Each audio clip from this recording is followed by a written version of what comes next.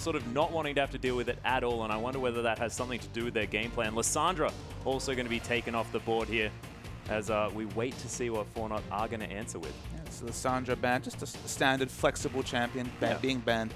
It's the Diana ban that kind of I'm most curious about. Will they leave it open?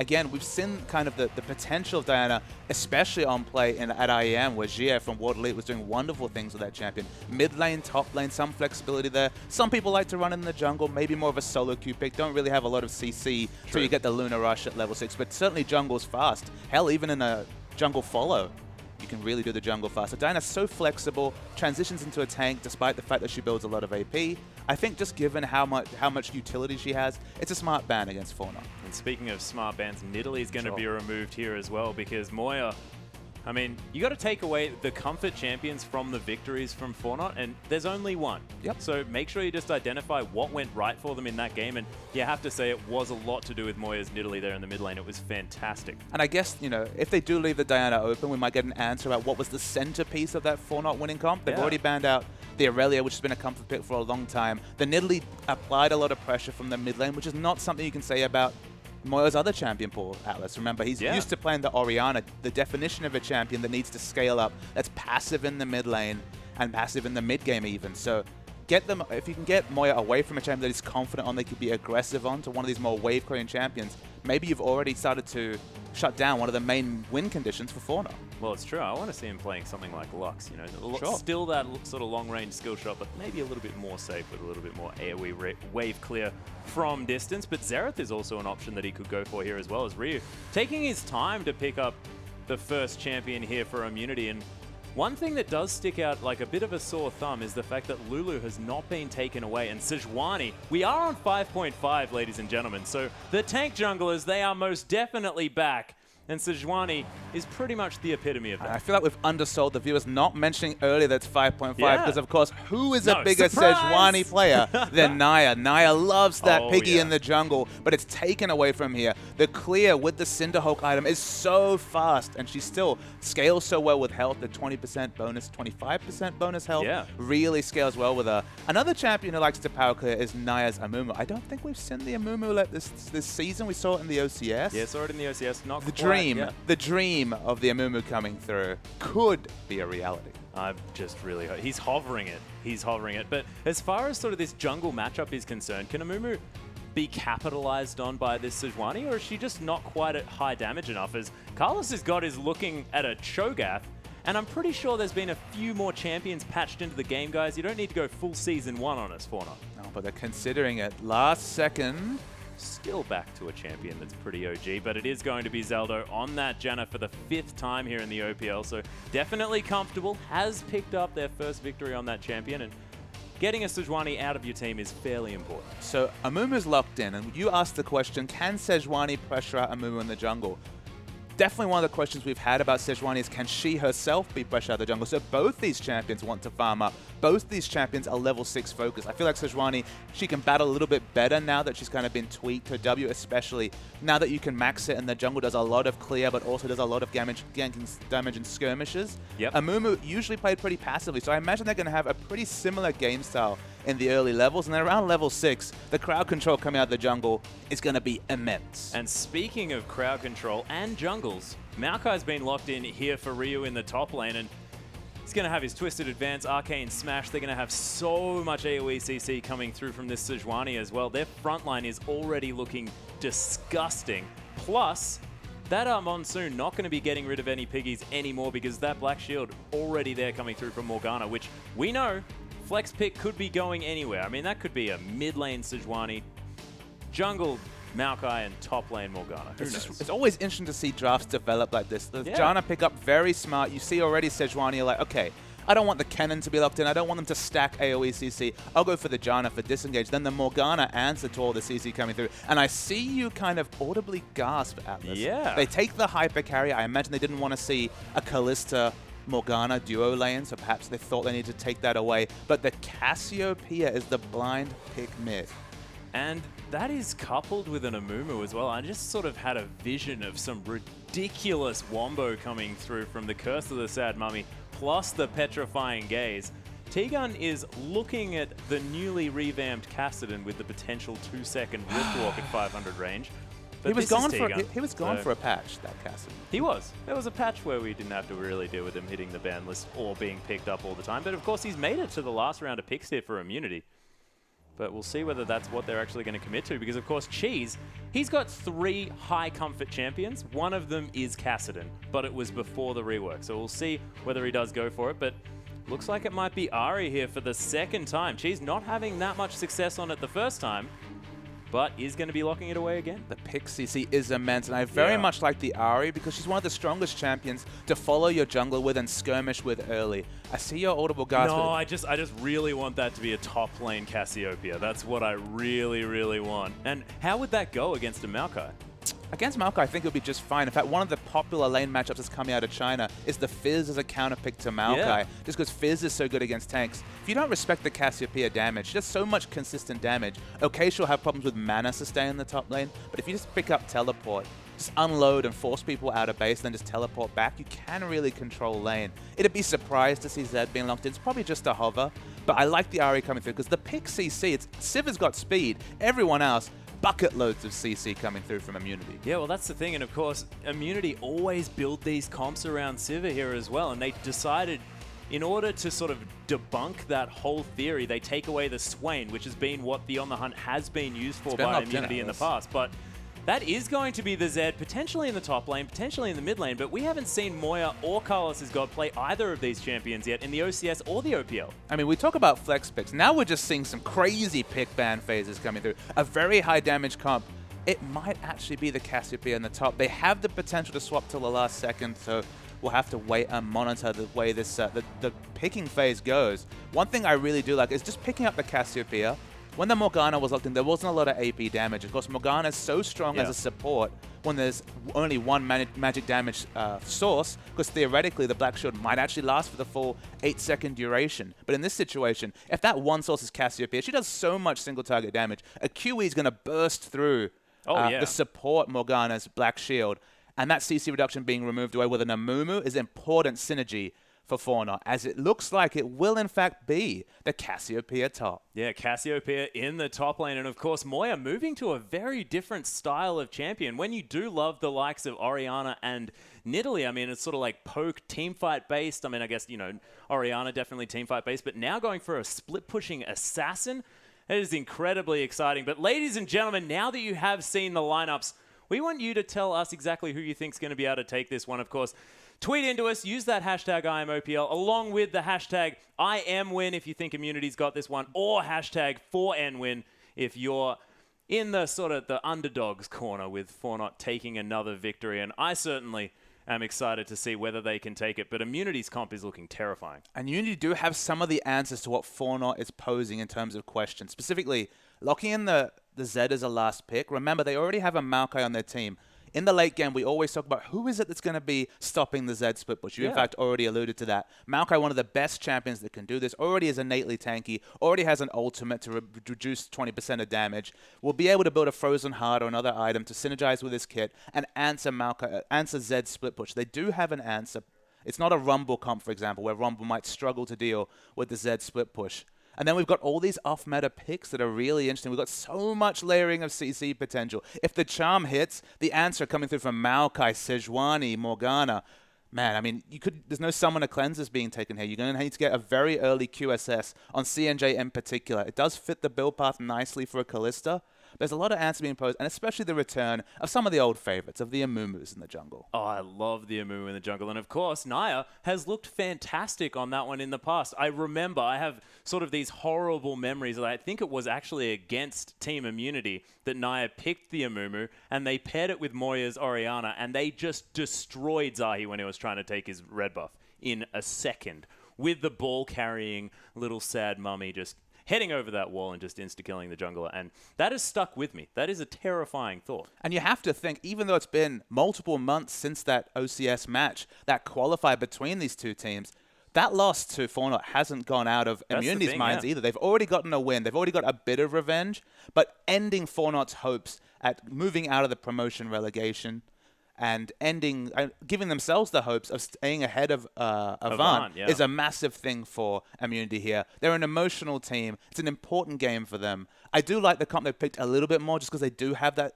specific answer to the Z, and also I feel like Sejuani on this patch a little bit stronger than Amumu, and of course has the option of a ranged engage rather than having to get into melee range, but they're very competitive comps, and it's going to be an exciting game, all about the team fights, though. It's so all about the team fights, and it's off the back of these junglers as well. The Bandage Toss Curse of the Sad Mummy, in comparison to that Glacial Prison, which just trolls me every single time because, of course, Lissandra, Frozen She was Tomb, banned out, Glacial though. We're all Prison. right. Oh, man. It's Deep just breath. a cold place to be trapped. I'm just going to use that as a blanket term for every single one of those ultimates because it's just getting a little bit crazy. Even for Ashe. Yep. Cold place to get stuck. The Queen of Freljord, not seeing too much play, though, so you're all right. No enchanted crystal arrows coming through. Oh, that's what it's called. Yep. Brilliant. We've nailed it. It's been a long time since we've seen the Ashe. I do remember that she has a volley and a hawk shot, though. Nailed it. We're doing well. We are definitely doing well. But I've derailed you here just a little bit, Papa Smithy, as we're going into this game. And what I wanted to talk about as well is this top lane matchup, because we haven't seen a Cassiopeia into a Maokai, but I could imagine it'd actually work out quite well here for Cassiopeia because you can zone away from creeps. But is that passive going to be sort of enough to deal with it, and Maokai can just sort of be a tree? It's very good that you shout out the passive because, again, Cassiopeia is about multiple spell casts. So you theoretically have quite a bit of sustain coming through from the passive. To me, the big item timing is finishing the Spectre's Cowl, finishing the item that, of course, gives you health regen on enemy spell hit. Plenty of enemy spell hits going to be coming from the Cassiopeia. It's a range versus melee matchup. Cassiopeia bosses anyone in the range of her Q. Whenever she confirms the Q, will go all in with the Twin Fang. Yep. But of course, doesn't have Ignite. So it doesn't have a lot of kill pressure in lane necessarily. If a Mumu pays a tribute, activates his passive, which of course lowers the magic resist, could potentially be some kill pressure. But you feel like Maokai will get to a point where she'll be able to struggle just shrug off the damage coming through from Cassiopeia. And Cassiopeia in team fights, though, when you're an AoE wombo team that wants to dive in, you never really want to dive against the Petrifying Gaze. Yeah, it's a little bit of a scary thought there, no pun intended. And of course, in that top lane as well, Ryu, originally a StarCraft player, actually played in the GSL. He's always had sort of amazing mechanics. And who would have expected another StarCraft player coming over here onto Team Immunity? Of course, T-Gun known for that one as well. So they're sort of old buddies here. So having sort of your shot caller and your top laner with sort of some innate synergy from an old friendship, that's also going to be useful coming into this one. And it's also competitive gaming experience at the highest level. That's the thing. In these situations, this is a high-pressure game for Immunity. They have a very difficult run-in. They face Avant next, which is a must-win game for them. But they need to win here just to give themselves the best chance possible to finish fourth. Difference between fourth and fifth, playoffs versus just, basically be in that situation, the privileged situation, but still the situation where you watch the best teams play off and the teams lower than yourselves and just really have no say, no ability to impact the standings. Yeah. It's a frustrating thing, especially for these competitive players who've been playing other games, like you said. So hopefully that experience really keeps them level heads because it's a massive game. It's a league format. We're definitely in the business end of the season. Only 4 matches left for both teams, and both teams really needing that win. Yeah, and there's the fact that, T-Gun, of course, known as this vocal shot caller, very emotional in the games here as well. Everyone knows. I mean, T-Gun, he's pretty loud, and it's actually quite difficult. Coming from you, of course. Yeah, at a live event, even if there's a 3-minute delay, whether something's gone right for Immunity, because you can hear T-Gun screaming at the top of his lungs. So definitely very committed to his team winning. So, of course, Immunity, if they don't get into the playoffs, they're going to be very disappointed, and they've had a difficult time. Of course, ladies and gentlemen, we do have a slight pause coming into this game straight away. That's why we're just talking some smack about T-Gun over and over again, because we just think he's It's an what we interesting do, guy. Atlas. It is a little bit what we do. We can go back to the 4-not wombo, though, because would you really say that a Zed fits in this comp?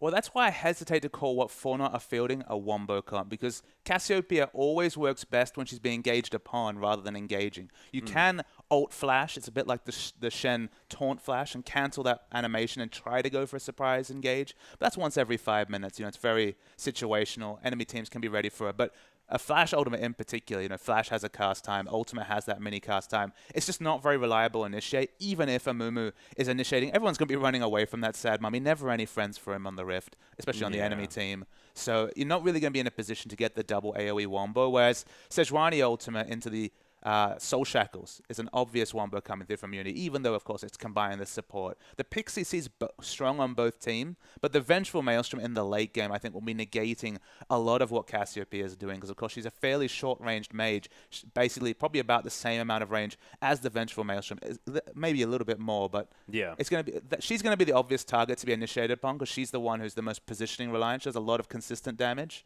That's why when we see Cassiopeia in the mid lane, often picks up Cleanse just to be unhindered in a fight. Might need to go for an early QSS just to be able to do consistent damage. The laning phase between Maokai and Cassiopeia top is very interesting to me.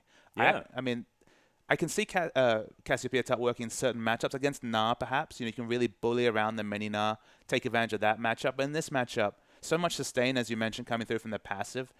Look, it can all be vindicated. We've already mentioned Fizz is very strong in lane against the Maokai, so I imagine it's going to be similar coming through from Cassiopeia. The kind of downside compared to Fizz is that Fizz now builds AD, so he does the mixed damage, and very easy. As I said, the Spectre's Cowl, first item, 1,400 gold, 1,200 gold. I forget how much that item costs. That's the first big pickup. 1,200, yeah. 1,200 gold. I believe, although I never buy it, I only buy Trinity Forces on all of my champions.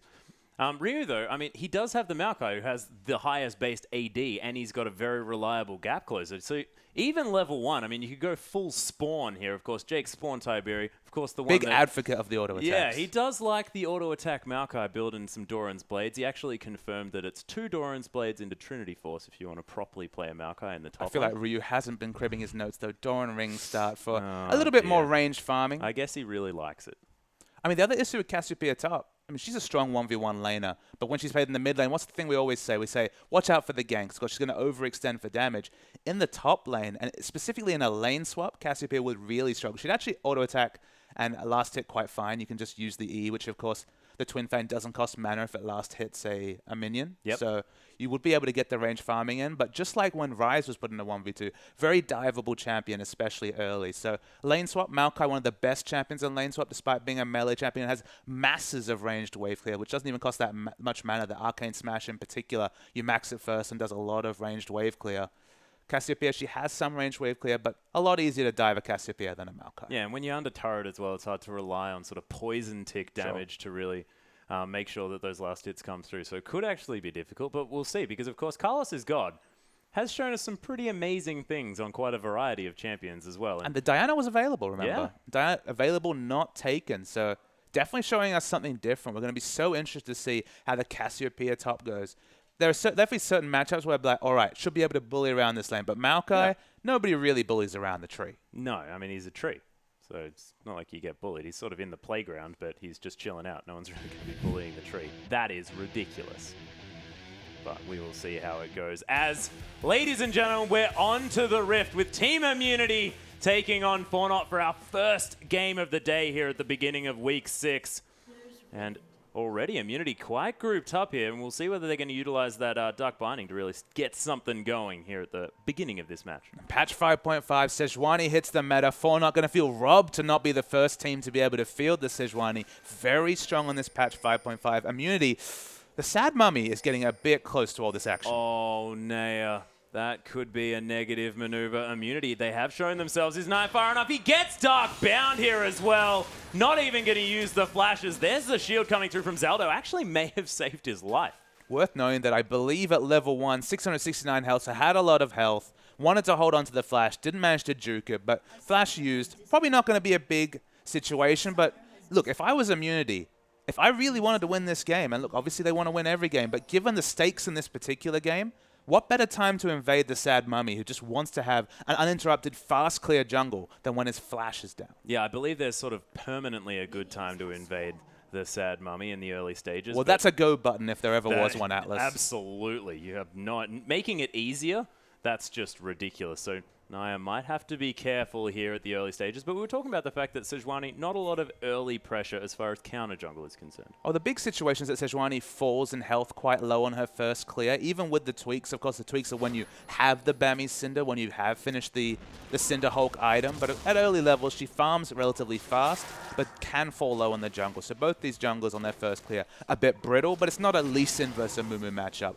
It's two AoE farmers who just want to get to level 6 as fast as possible. Yeah, Naya already starting on his blue buff over here as well, as the minions have crashed here. We'll see how this top lane works out. I think that's probably one of the most interesting matchups. And to say that when there's a Zed versus Ahri, one of the most volatile lanes in the game, is definitely something. We got the 1v1, so Cassiopeia at least doesn't have to deal with a lane swap situation. I mean, the big question becomes how much sustain can Maokai get with the auto attacks? If he's zoned away from auto attacks, the passive doesn't count for anything. Yeah, well, it's true. At the moment, we do have a slight lead here for Carlos God. He's pushing in very heavily, though, which is something that you're going to expect from a Cassiopeia, as he's also going to have a bit of a giggle. You can see it's level 2 to level 1. So this is what Cassiopeia players try to do in the mid lane and melee matchups. Just in short, because there's this basic implied zone where Ryu just can't afford to take a Q because he knows how many Twin Fangs will instantly come out. We just saw one trade there. That's level 1 in both abilities and already doing a fifth of Ryu's health. He has to respect the huge damage potential. And if I'm a Mumu, even though I want to clear the jungle, the turret dive is already looking really juicy. Yeah, and Carlos is able to hit all of these noxious blasts here under the turret, and Ryu's going to have to be very careful because you're right. I mean, the dive might come through even without an Amumu. Yeah, look, if it was a Jarvan jungle, especially with the changes that make Jarvan less likely to jungle for a long time with the 10 less armor, this will be an excellent turret dive. But Sejuani is already passed naturally to the Gromp, so she would be available for an answering, and it's still Amumu versus Sejuani. We have to remember that. We can see the flashing health bars. This isn't people invading. This is just their first clear. Yep, and actually Naya is dead. Yeah, he was killed by the Krogs. That's on purpose, ladies and gentlemen. We just wanted to save 12 seconds of his buffs because, of course, you don't lose them if you die to the jungle camps. And, yep, you're welcome, Naya. I unfortunately didn't have his flash available to flash away from the Krogs. Yeah, that's what he normally does in his first clear. I've seen that one come. Not all junglers use both summoners when they're clearing the jungle, but that's Naya on the Amumu. Yeah, well, Naya does some interesting things. Oh, that charm looked like it hit. This ninja unable to be charmed, and she's actually getting the Orbit Deception. Lots of damage here as well. Is the Ignite going to be coming through here? It flashes forward.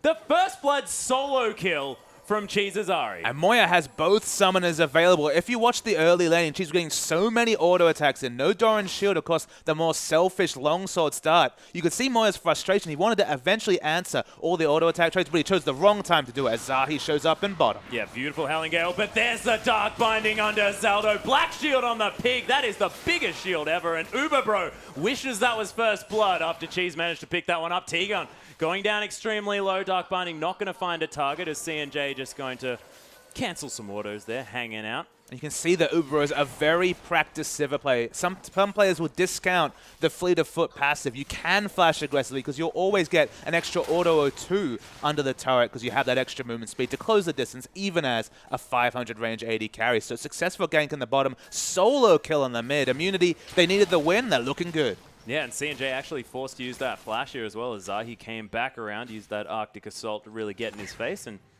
going to have to be heading back here as well. Vamp Scepter has been picked up. Of course, Callista loving that one as we check back into this top side, and Ryu, he's going to head back to base potentially as Carlos is actually handling his mana a lot better than I was expecting because, of course, at level 2, he'd already ran through most of it. He's just using the auto attacks to last hit the minions, and as you see, his passive just comes through, so he now just has the extra statistics coming through from the aspect of the Serpent passive. Yeah, very quick. And that's just how much harassment he's gotten in. Of course, it's percentage of damage ticks, poison ticks against the enemy champions.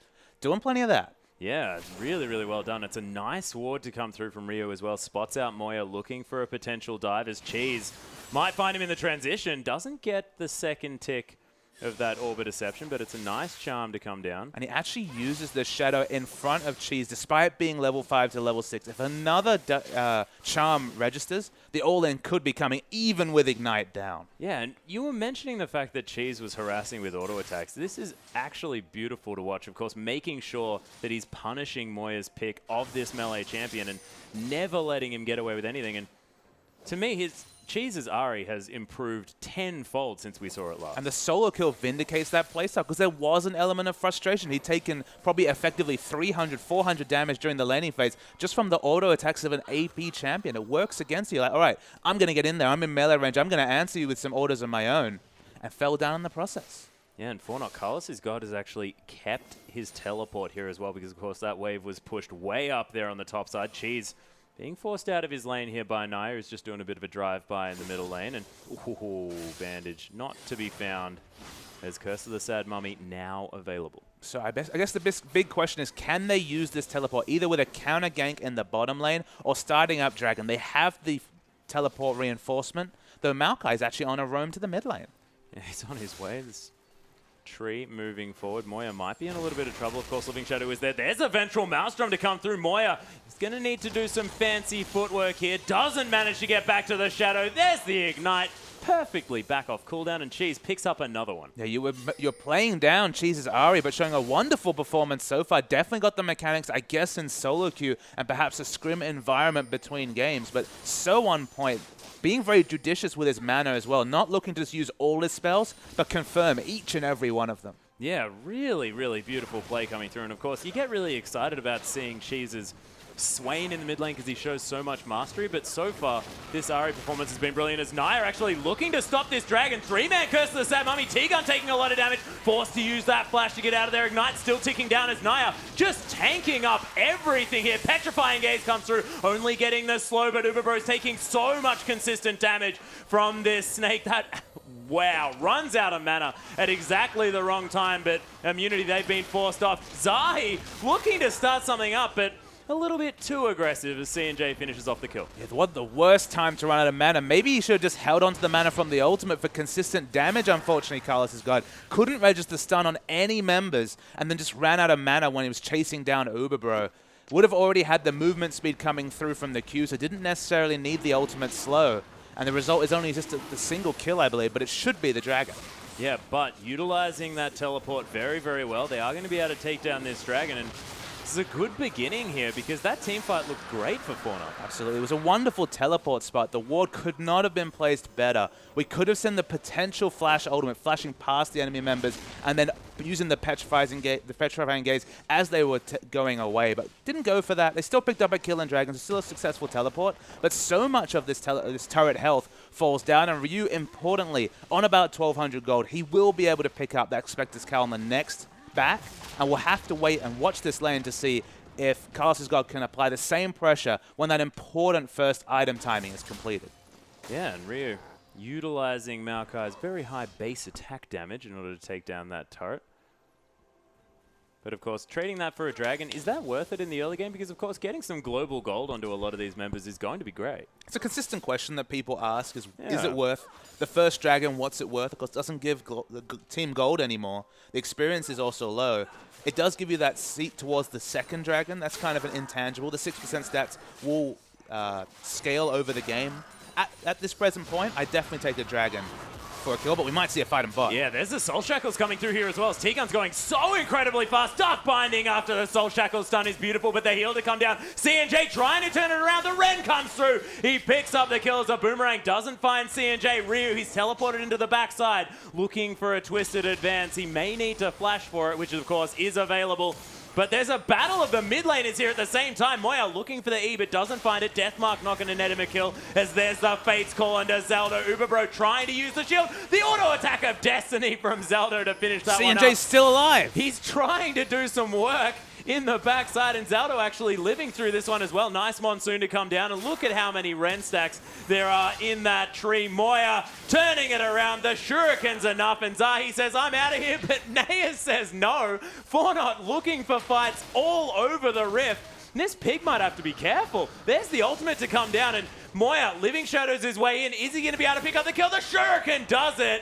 And Naya not quite in range of the turret, and T-Gun wishes he was a mid lane Morgana. What a massive fight for Forno. C&J stayed alive. The red buff was so important at the side of the fight. That was initiated by T-Gun. That's what you have to remember. Immunity initiated, and they got whitewashed by Forno. C&J kept the auto attacks up. You saw how important the martial poise was during that fight. He eats a binding. There isn't the damage, and there is the help to get him away. But that's a massive momentum shift. 2,000 gold is the lead for Forno. Yeah, and Naya, he's got the Cinder Hulk now already, and you saw how incredibly tanky he was in these fights, and any indirect buff to Amumu is just a massive buff for Forno because they play around Amumu so beautifully. We saw it in the OCS. But you can see from the first clear, that these tank junglers are exploitable. They fall so low in the jungle. We saw one person executed the enemy jungler so low. I think there still will be a place for the Jarvans of the world, for the Lee Sins of the world. Maybe it will bring back the aggressive-minded counter jungler that we remember from preseason 1, the introduction of Nunu to deal with some of the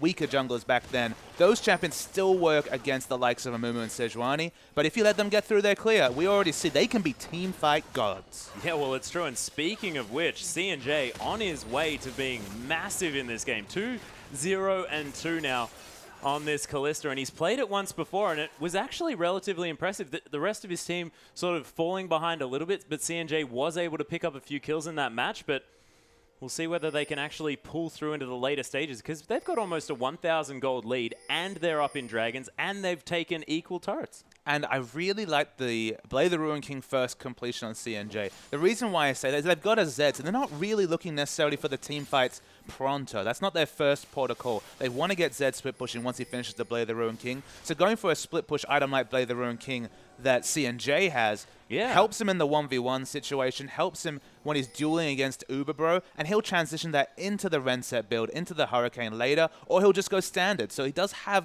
flexible options, and it's not pigeonholing his team into, let's team fight, I've got my Hurricane right now. He's got the Blade the Ruin King just for that immediate power jump.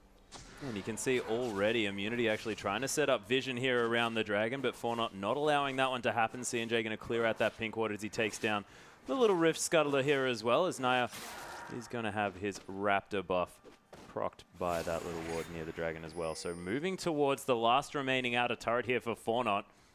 And they're playing this game very effectively. I mean, this is not the Forno that we're used to seeing with sort of clear plans, clear movements around the map. And we'll see. Like, I'm starting to believe in the dream. It's a big item advantage in time. Castle's got finished an Archangel Staff as we should see the last outer turret come down. He's already at 400 stacks because you finish the Archangels 8 per stack, and Cassiopeia always getting the spells out. That should be finished at about 18 minutes into the game. Only a catalyst for Maokai. Hard to say whether he'll go for the buffed Righteous Glory or just work towards other armor and magic resist items like the Spectre's Cowl, like the Glacial Shroud. But the immediate power jump at 17 minutes, especially if we have Blade the Ruin King completed as well, could be massive, but Naya goes in, doesn't use the ultimate this time. Yeah, he was looking for something there, but unable to quite find it. As he's just going to head back to his jungle here as well. 56 to 43 as far as those jungle camp clears are concerned, coming through from both of these guys. And Naya using the fact that Amumu clears the jungle very effectively, and that Despair plus the Cinder Hulk means that Amumu gets through his jungle so fast nowadays. And of course, you have to refer to the fact that he's taking the blue buffs. He has a Zed who eventually might command the blue buffs, but he has blue buffs consistently. He's maxing the Tantrum first, which means he takes negligible damage from the jungle camps and a lot of spamming coming through. And he's tanky already. He's not really that interested in Nari's damage. Yeah, not too worried about Cheese here at all, as Immunity have prime position around this Dragon. Boomerang Blade's going to hit Zaldo for a fair bit, but of course, hasn't been completely buffed up yet as Moy. He's going to take a Dark Binding. There's the Wombo to come through. It's a Glacial Prison there at the same time. Naya, he's in the back line, but doesn't quite manage to get through the Black Shield quite quickly enough. Cheese is going to take down Zaldo here as well, but Carlos has got us trying to do some work. Dies to Uber Bro, and Immunity doing some... What the heck, Naya? What are you doing? Is C&J trying to catch this one out? But Uber Bro picks up the triple and another Dark Binding to land from T-Gun. The quadra kill for Uber Bro. Freshly shopped with just an Infinity Edge, but sometimes things line up for you as an AD carry, and Uber Bro quadra kill all off the back of excellent work from T-Gun. The initiating binding, then finally locking down C&J as well. Did massive work that fight, and you could see how frustrated C&J was. All of his team fell down, so despite the fact that he was freshly shopped with the early Blade the Ruin King, no frontline meant that he just couldn't spread the damage. We saw how much damage he can do in a long, elongated fight when he can use his passive for mobility, but in that choke point, everything lined up for the AoE team Immunity, and suddenly Forno, they're in a hole. This has been a seesaw game. Advantage right now at 16 minutes lies with Immunity. Yeah, and they just immediately got that pick on Amoya. He was unable to do anything at all in that fight, and that was just huge because the pick potential coming through from this comp, despite the fact that they've got this sort of AoE wombo, they've still got the Charm Dark Binding, which means that you can automatically just remove one of the threats. You know, even talking about the twisted advance from Maokai, the Well, targeted true, yeah. CC. If you miss a skill shot, you got targeted CC, and then another CC can come through. So as you mentioned, a lot of CC among the members. Already see the Mercury Treads coming through for a couple of members. It'll be interesting to see how many Mercury Treads we see across the board for both teams. They're very, very CC-focused comps. It's going to be Rylai's second for Carlos's God. In a long lane, you cannot hang with a Cassiopeia with the Rylai's completed. Oh, Naya actually going to face check this one here as well as Ryu comes through with a twisted advance. The puddles there doing some work, but T-Gun wants to shackle everyone down. Zaldo's going to get stunned. Naya immediately removed as Ryu going to take the death mark. He's going to die from it as well here as Carlos picks that one up. And the Orbit Deception not going to do too much because the extra health from that Giant's Belt really helping Carlos out. Yeah, Carlos is doing a lot of damage, but the big thing for Cassiopeia is the next item completion. Like we said, the Rylai's mean so much consistent CC when they added the 35% single target slow to the Twin Fang, reverting a change from many moons ago, makes Cassiopeia so strong and inherently tanky. It's soon going to be the Seraphs, checking the stacking, 612, so another minute or two we'll have the Seraphs for the extra tankiness, and then the Rylai's as well to complement that. But Immunity should get the answering outer turret, evening up the outer turrets, all outer turrets down, as Forno, they're not finding the engages they want, and the Dark Bindings they've been registering from T-Gun. Yeah, they've been fantastic so far. Cheesazari also doing really, really well. You can see 4, 1, and 3 now on the Foxy Lady, and Uberbro, after that quadra kill, he is gigantic. He just managed to pick up the Berserker's Greaves instantly into most of his Zeal, sitting on 830 gold. CNJ's no slouch, also has very comparable items in terms of gold values. It's about 1,000 gold behind from the quadra kill, so effectively the quadra kill equaling and then giving Uberbro this small lead. But CNJ, we've already seen the Martial Poise, Callista's Kit. If it's the right fight, if he can open up space, he'll do a lot of damage in a fight. Yeah, you only sort of need certain items, and then you can be the Callista that everyone's witnessed throughout the world since she's hit popularity. So we'll see whether CNJ can be that player. Oh, Zonya's Hourglass actually already completed here for Cheese. We'll see whether anyone's actually going to be picking up that Luden's Echo now that it is 5.5. But it is, of course, doesn't offer you anything defensively, which can make it a dangerous pick. I mean, movement speed is kind of deceptive. It's a bit of a defensive statistic, a bit of an offensive statistic. There's some champions that use it really well. It's an AP Nidalee, I believe, in the OCS as well, picking up Luden's Echo. I think it's an interesting one on that. Of course, it gives your spear poke a bit of AoE, so it's a nice kind of interesting mechanic. And of course on Nidalee, because she activates so many spells between her two forms, people that switch between forms really do use the Luden's Echo well. So probably not going to see it in this game, but you can see one change is definitely come through. CNJ does eat a binding. He jumps into the binding. So that was not exactly what he was working out there, sort of outplayed himself just a little bit, but now trying to turn it around. Nice dodge of all of the skill shots from Cheese here by CNJ as he's playing very aggressively on this Callista at this point in time. But you can see the Righteous Glory purchase, the 2 Righteous Glories completed on Immunity. Receive that extra 125 health as Zaldo also eats a bind. And this time, Cheese goes in. Yeah, Cheese looking for it. Fate's Call's going to get Zaldo out of there as well as CNJ trying to jump around this one. The Black Shield not quite doing the work that Cheese wants it to, just because that Callista is going to be doing a lot of physical damage. Pierce not going to find its mark as CNJ can't quite work out who to kill at this stage.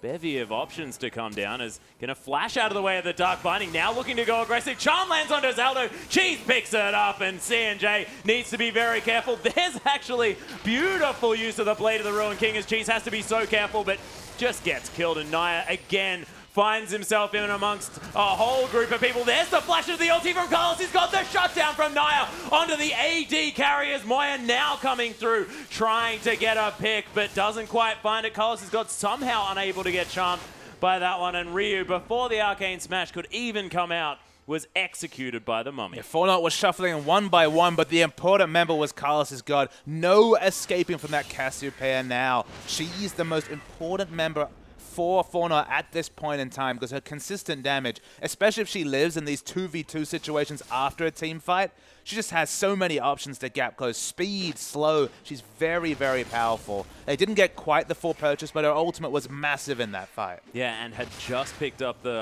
Rylai's Crystal Scepter Seraph's here complete as well. Yeah, so massive power spike to come through. And what do you think Carlos aims for next? Does he want to be picking up, you know, one of the Zonyas, one of the Abyssal Scepters, or do you think you just go damage? I mean, consistent damage is the thing for Cassiopeia. Her ratios are okay, but you want to stay alive to keep doing the damage. So Abyssal Scepter, Zonyas, whichever threats you see being the highest, and with Ari at 6-1 and a 5-2 Sivir, you're kind of split for options. I like the Abyssal, a bit more damage. You can kind of disrespect Ari's damage and get into that melee range, keep chasing. So Abyssal Scepter Zhonya's, I think, should be the next 2 pickups to complement what was the Sorcerer's Shoes as the first pickup. Yeah, and Carlos's God could potentially just eliminate Uberbro in a matter of seconds here as well if he lands his spells right, so may not be as much of a threat here as Immunity now resting control of this dragon area, just spawning as you can see.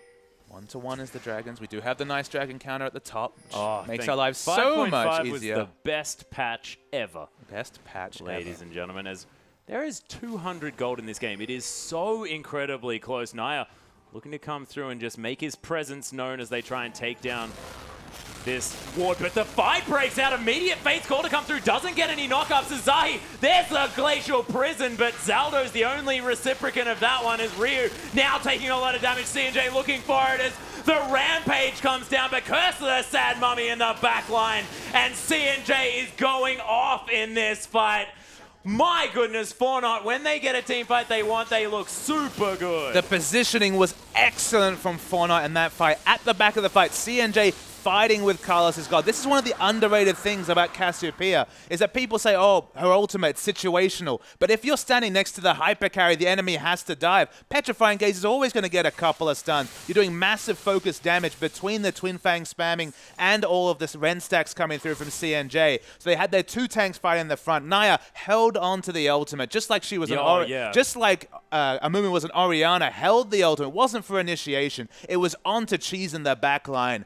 Fantastic fighting with these off-meta picks. That's what Forno did in the OCS, finally bringing it into the OPL. Yeah, and they've got a lot of kill distribution here as well, making sure that they get a bit of gold onto this Amumu. And we often have these conversations about don't funnel gold onto the jungler, but if Amumu gets a bit of gold, he just gets unkillable. And he just does so much consistent damage. That's the thing. Of course, with Cinderhulk, you don't have to go necessarily for the Sunfire cape. You're getting a pseudo Sunfire in that item that makes it this builds so well. Of course, health stacking was something he liked to do already. Now he has the supportive Locket coming through. Cooldown reduction, health. Amumu has very flexible build paths depending on how he's doing. Of course, we remember the Sunfire Cape Abyssal days. Abyssal's still a very realistic option coming through. Cassiopeia is sitting on 1,600 gold, so maybe it will be the Nina Silage Rod as the purchase, just because that's how the gold values worked out.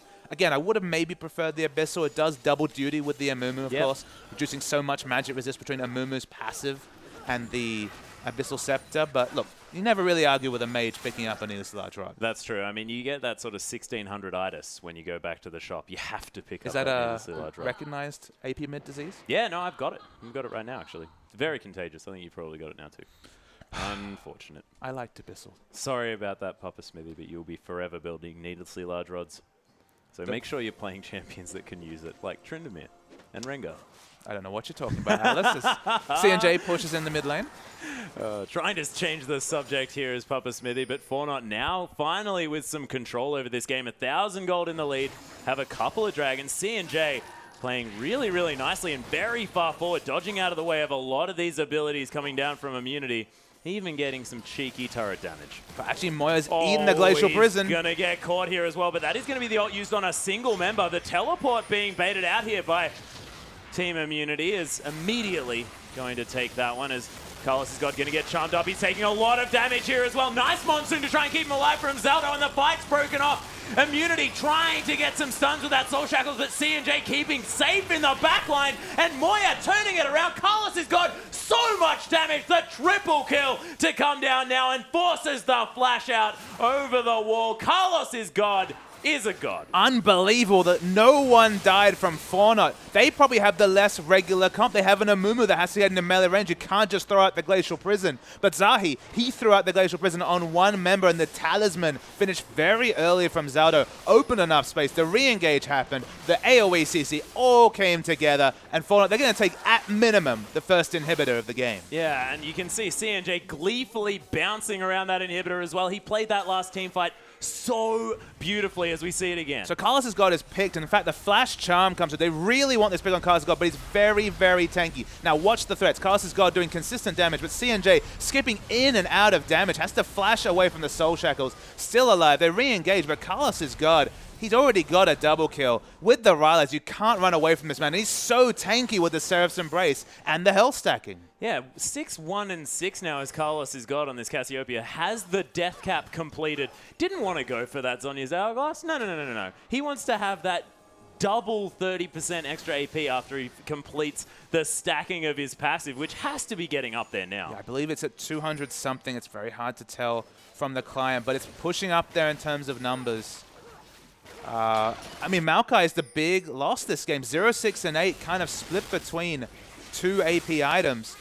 So two a magic resist and an armor item, 2 intermediate items. He still has a long way to go to be able to soak the damage coming out from CNJ or from Carlos Scott. He kind of has to choose one and deal with the ramifications. And speaking of ramifications, this Baron's going to die real fast. Super fast. And Forno, they're going to have so many Ren stacks in it. It just melts to the damage of Forno. Double Blade of the Ruin King, a gigantic snake. And man, Forno, just completely new team coming through into this one, and they just seem to have Immunity's number. Of course, in the OCS, they knocked them down to the lower bracket. And we're seeing shades of that here, Atlas, and it's the return of CNJ to the lineup. Forno looking settled, playing very well as a team. I remember in the past, we always talked about how Cassiopeia was a great champion taking neutrals. Feels like Callista is the AD carry version of Cassiopeia in that regard with the consistent damage. They exploded the Baron. Sieging not that easy for the team despite having the 3 ranged auto attackers, and they don't necessarily want to choose a fight against all the CC coming through from Immunity. Yeah, but of course Immunity, it's going to be very difficult for them to get up and do any damage to this Siege minion that's just going to be beating down on that turret. That's actually aggroed onto Zahir. They'll like that quite a lot. Moved the wrong way around, and the Boomerang's going to be able to pick that one up. CNJ didn't manage to kick the soccer ball away as it came at him there, and we're going to try and get some more damage down with this next wave. But against a Sivir, it's a difficult prospect. I feel with all the consistent damage coming from Cassiopeia, we could have seen the QSS third coming through from CNJ and not really been a big damage loss. He's gone for the more greedy build. His positioning will have to be on point. No flash, no heal.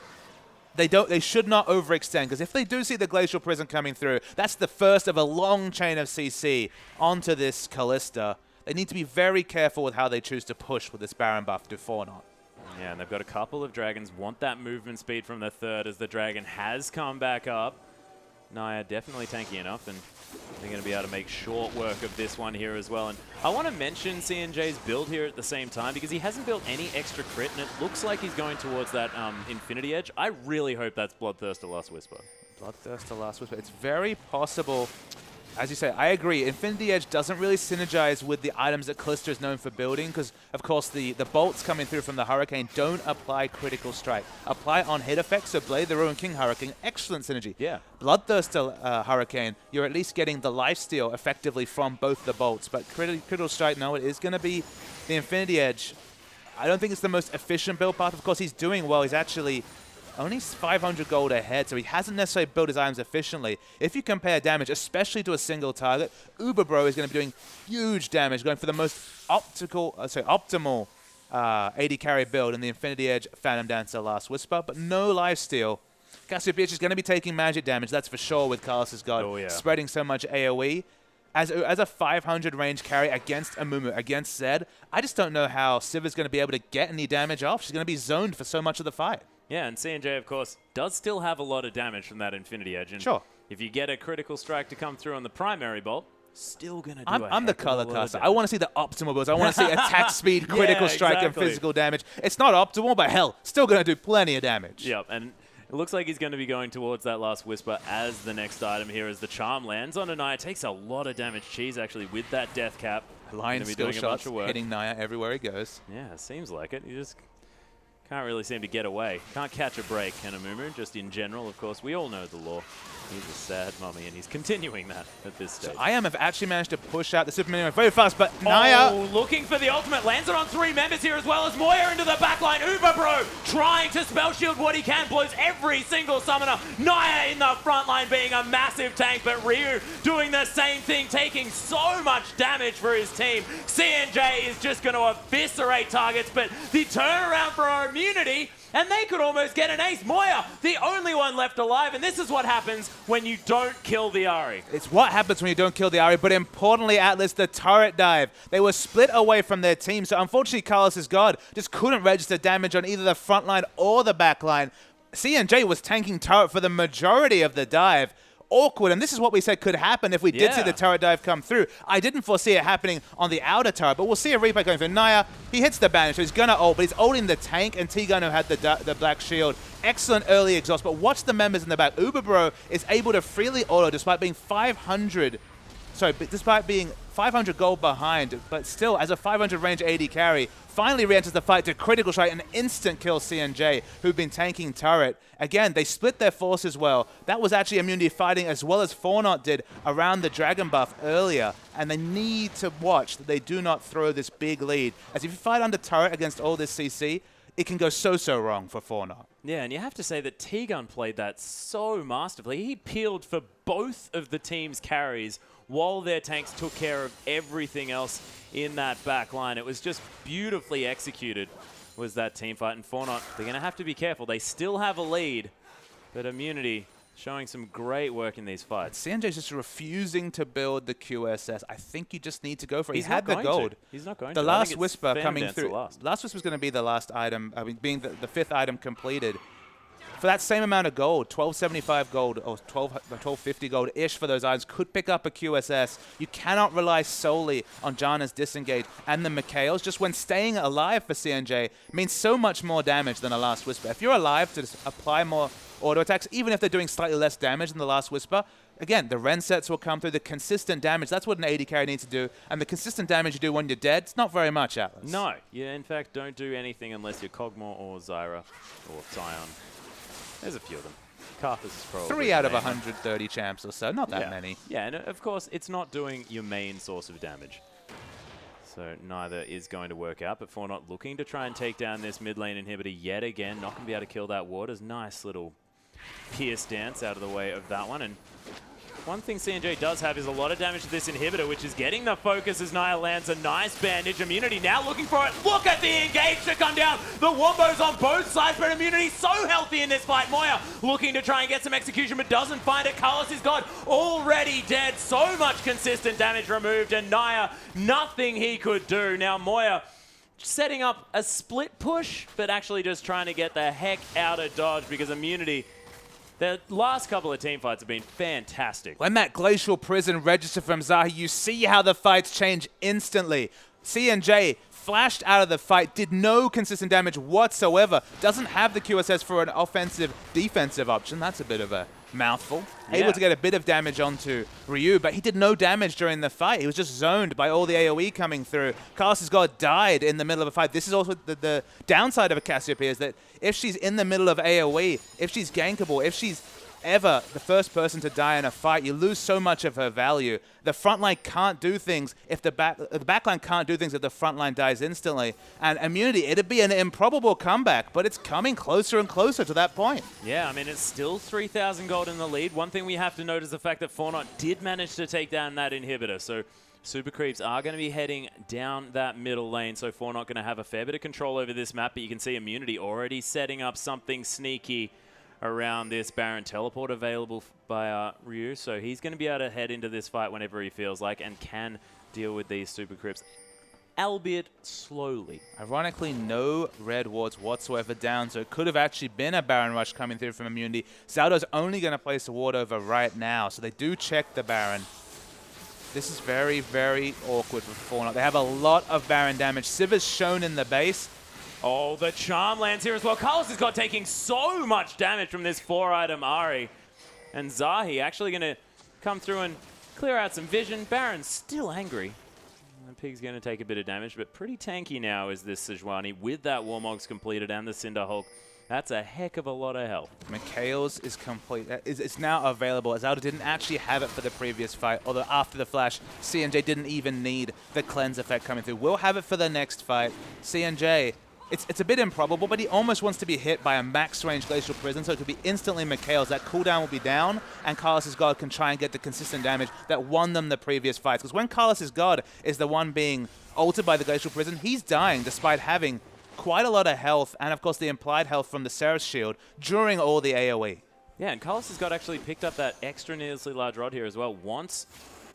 They want what damage. is hopefully going to be a Zhonya's Hourglass. I don't think Luden's Echo is really going to be working out here, of course, just because he's being deleted. He was 6-1-6, now 6-3-6. The last 2 team fights, he's done nothing. And that's what I'm trying to say, Atlas, and that's kind of the teaching point I want to impart, is that if you're building the Abyssal, if you're building the early QSS, you know, you have lower physical damage. You know, you don't have a big number to show. Yeah. You can't feel necessarily as good about yourself as if you had an Infinity Edge, but you have defensive options. You can even be offensive with a QSS. You can use it for baits. You can do so many things with it. And not having Abyssal Scepter, not having, say, Mercury Treads on Cassiopeia so she doesn't die during the consistently reapplied CC, not even a Zhonya's for stasis. Unfortunately, Forno have put themselves in a situation where if Immunity make a mistake, say miss the Glacial Prison, they'll do a lot of damage, like plenty of damage. But in a balanced fight against a strong team like Immunity, when they're hitting their CC, Forno have not really put themselves in a position to win a fight.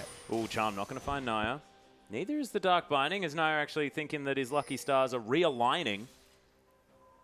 Coming through here, but of course the game's still very, very even. Only 2,000 in it. 4 dragons, though, have been picked up by Forno, and that is a big deal because the 5th could be coming up in the next 4 or so minutes. It's just crazy how such small item picks, massive pickup. Finally, we see the QSS arguably 2 items late. That's what I'd say, Atlas, but is completed. A kind of small thing that doesn't jump out at you. I just want to see the Mercury Treads on Carlos' God. He needs to be doing consistent damage. He's always going to fighting Elixir in of 500. Iron? Even the Elixir of Iron, fighting in 600 range needs tenacity. Yeah. Because during the with the Sorcerer's Shoes, the damage is negated by the fact that with the reapplying of CC and no Zhonya's, he's just dying during the fights. But now that Carlos has shown, they're starting Baron, but risky against Forno. Yeah, Naya can use that bandage toss to get over the wall here as well. If they stack up here in the pit, doesn't actually land it, needs to flash in there as well. Wants to try and steal this one. Is it stolen by Naya here at the same time? Beautiful Curse of the Sad Mummy. This is the fight that Forno were looking for as Ryu, he's going to go down. Zahi to follow as Carlos is God. When he's alive, does a hell of a lot of damage. Uber, bro. Talisman popped. Yeah, sorry, buddy. You are dead, as it's going to be the cheeky E for Moya as he picks up that final kill. The inhibitor respawns, but this looks like it's probably going to be game, and Forno keep their hopes alive. And Forno, we've written them off a couple of times, but they're still a mathematical competition for the playoffs. They will not have their tombstone piled down right now. They will win this game. Immunity, don't know why they needed to do the Baron against so much AoE damage. The Curse of the Sad Mummy was massive in that fight. He even had to flash. It was a mistake from Naya, I have to say, some small mistakes. Doing the Baron, mistake from Immunity. Naya just needed to use the bandage toss onto the Baron. It's not moving anywhere. You'd 100% register it, then flash for position. Went for the aggressive bandage toss, missed it. But man, when that AoE came down, deleted was Team Immunity. Yeah, it was beautiful to see. And of course, in the Baron pit with an Amumu and a Cassiopeia, very dangerous decision. But replay is going to be coming up here. And let's see exactly how that one worked, because this game was beautiful. And this is CNJ just having a monstrously amazing Martial Poise experience. And when Callista works, doesn't matter who it is, whether it's Uzi, whether it's CNJ in this case, there's amazing things you can be done with Callista. There's such a high skill cap to this champion. I'm going to let CNJ know that you just referred to him as Uzi. Let's roll the tape here as you just watch some excellent Callista mechanics. This is all initiated by T-Gun. This will turn into a massive 4v4 fight, I believe. CNJ falls very, very low. If you watch the minimap, Zed will be the first person to react. CNJ goes aggressive because of the red buff. He has the slow. He has the extra damage. They know that the first person to reach this fight will be Zed, despite the fact that Ryu teleported. He actually teleported expecting a defensive position from Forno. They have to go offensive. Moya buys time for himself during this fight, so he's still not involved. This is still a 2v2. Could have been a 2v3, but baited out of the situation was Ari. And the consistent damage from CNJ, he stays alive for so long. Everybody else that enters the fight is just distracting from the fact that CNJ is putting in so much damage with the Bilge Water completed and the attack speed dagger. Callista, consistent damage, so impressive. Yeah, and you have to mention the fact that Moya got himself back into this game at that point, because he's going to be able to pick up the final kill here on Zahi. And that makes him 2-2 instead of that 0-2-0, which he was picking up. And brilliant work of the Shurikens and just fantastic play coming through from Forno. And you have to say, Carlos is God. That guy is impressing me every week. They deserve this win for not, but they made it hard for themselves. An Yeah. earlier QSS, a bit of defense, even just the Mercury Tread swap for the Sorcerer's Shoes would have been massive for Cassiopeia and for the Callisto respectively. But when they won it landslidely right at the end with a big team fight. Immunity, they're going to be smarting. They now have a very tough run if they want to hit the 4th spot. And hell, they're going to decide their own fate right now as they're in the next game. Yeah, well, speaking of the next game, ladies and gentlemen, we're going to go to a short break. But when we come back, Avant-Garde and Team Immunity are going to face off. And Immunity, they're going to need to keep Splitsville alive, guys.